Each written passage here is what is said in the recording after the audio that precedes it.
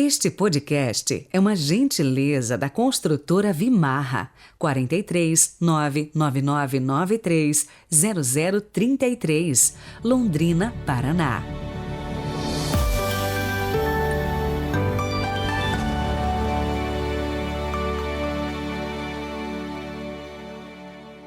Segunda-feira, 10 de outubro de 2022. Sejam muito bem-vindos novamente, né? Quero dar as boas-vindas aos nossos ouvintes, tanto no Spotify como no YouTube.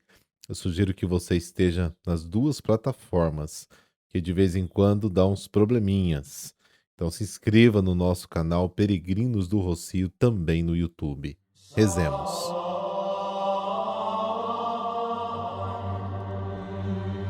Pelo sinal da Santa Cruz, livrai-nos Deus, nosso Senhor, dos nossos inimigos.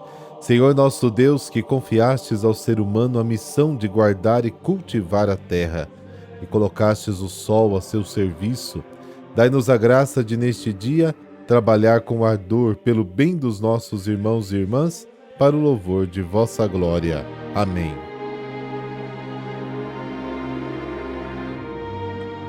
Lucas, capítulo 11, versículos de 29 a 32. O Senhor esteja convosco, Ele está no meio de nós. Proclamação do Evangelho de Jesus Cristo segundo Lucas. Glória a vós, Senhor. Naquele tempo, quando as multidões se reuniram em grande quantidade, Jesus começou a dizer: Esta geração é uma geração má. Ela busca um sinal, mas nenhum sinal lhe será dado, a não ser o sinal de Jonas. Com efeito, assim como Jonas foi um sinal para os ninivitas, assim também será o Filho do Homem para esta geração. No dia do julgamento, a rainha do sul se levantará, juntamente com os homens desta geração, e os condenará, porque ela veio de uma terra distante para ouvir a sabedoria de Salomão. E aqui está quem é maior do que Salomão. No dia do julgamento, os ninivitas se levantarão juntamente com essa geração e a condenarão, porque eles se converteram quando ouviram a pregação de Jonas. E aqui está quem é maior do que Jonas. Palavra da salvação. Glória a vós, Senhor.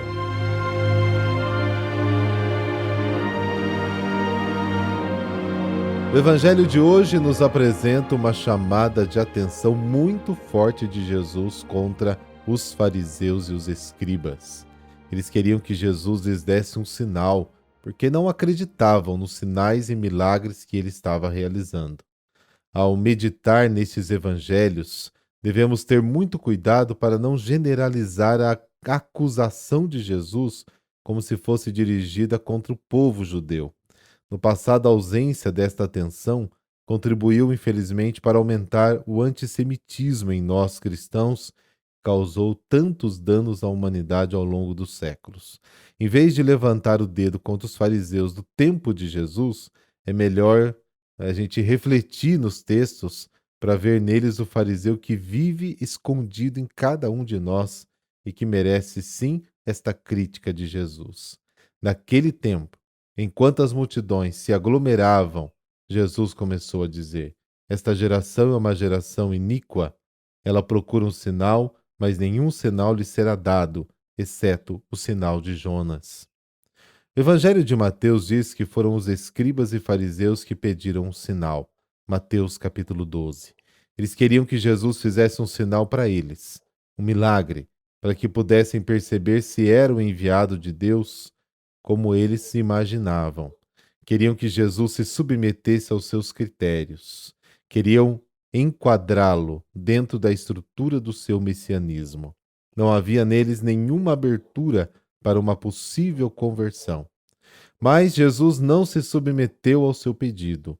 O Evangelho de Marcos diz que Jesus, diante dos pedidos dos fariseus, respirava fundo. Marcos capítulo 8. Provavelmente de desgosto e tristeza diante de tanta cegueira. Porque é inútil mostrar uma bela foto para quem não quer abrir os olhos. O único sinal que lhe será dado é o sinal de Jonas. Pois como Jonas foi um sinal para os de Nínive, assim também o Filho do Homem será para esta geração. Como será este sinal do Filho do Homem? O Evangelho de Mateus responde: assim como Jonas passou 3 dias e 3 noites no ventre do peixe, assim o Filho do Homem ficará 3 dias e 3 noites no ventre da terra. O único sinal será a ressurreição de Jesus.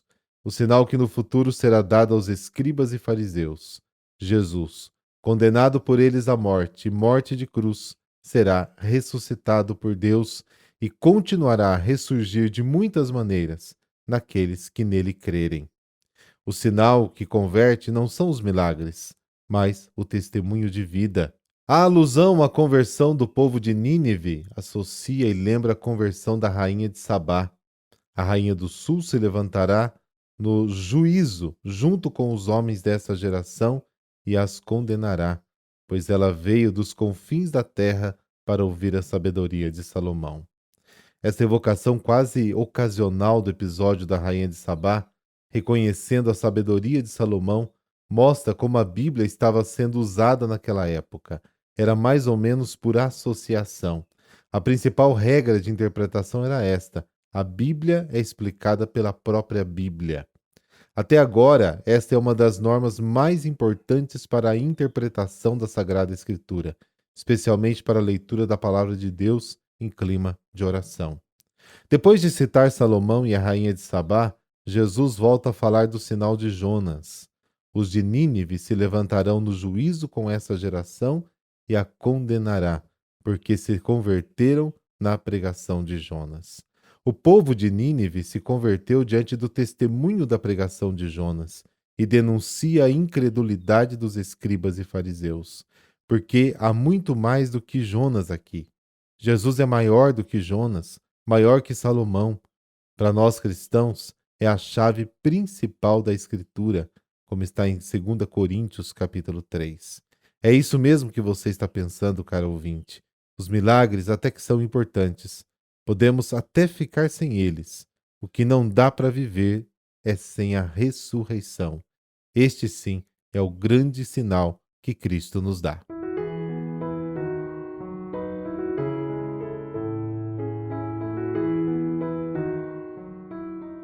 E hoje a igreja celebra São Daniel Combini.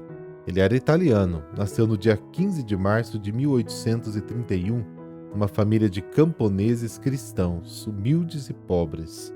Devido à condição econômica, haviam enviado Daniel para estudar no Instituto dos Padres Matsianos, onde Daniel descobriu sua vocação missionária.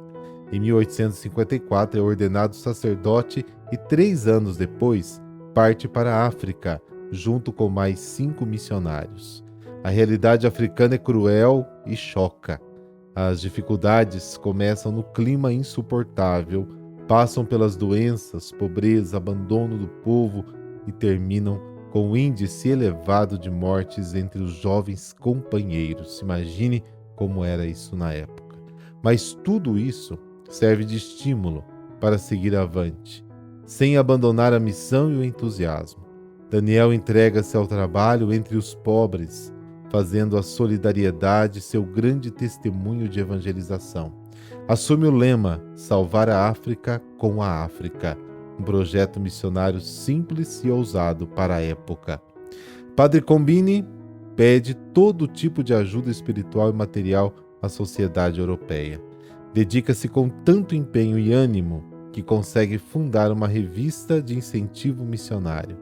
Além disso, fundou em 1867 o Instituto dos Padres Missionários Combonianos e em 1872 o Instituto das Irmãs Missionárias Combonianas. Em 1877, Comboni é nomeado vigário apostólico da África Central e em seguida é também consagrado o primeiro bispo católico da África. Depois de muito sofrimento no corpo e no espírito, no dia 10 de outubro de 1881, o bispo Comboni morre em meio ao povo africano, rodeado pelos seus religiosos, com a certeza de que sua obra missionária não morreria. Deus de bondade, que chamaste Daniel Comboni para levar aos povos sofredores do continente africano sua mensagem de amor, dai-nos encontrar nos sofredores que estão à nossa volta o rosto do vosso Filho Jesus Cristo, que vive e reina para sempre. Amém. Abençoe-vos o Deus Todo-Poderoso, Pai, Filho, Espírito Santo. Amém. Excelente semana para você. Fique na paz.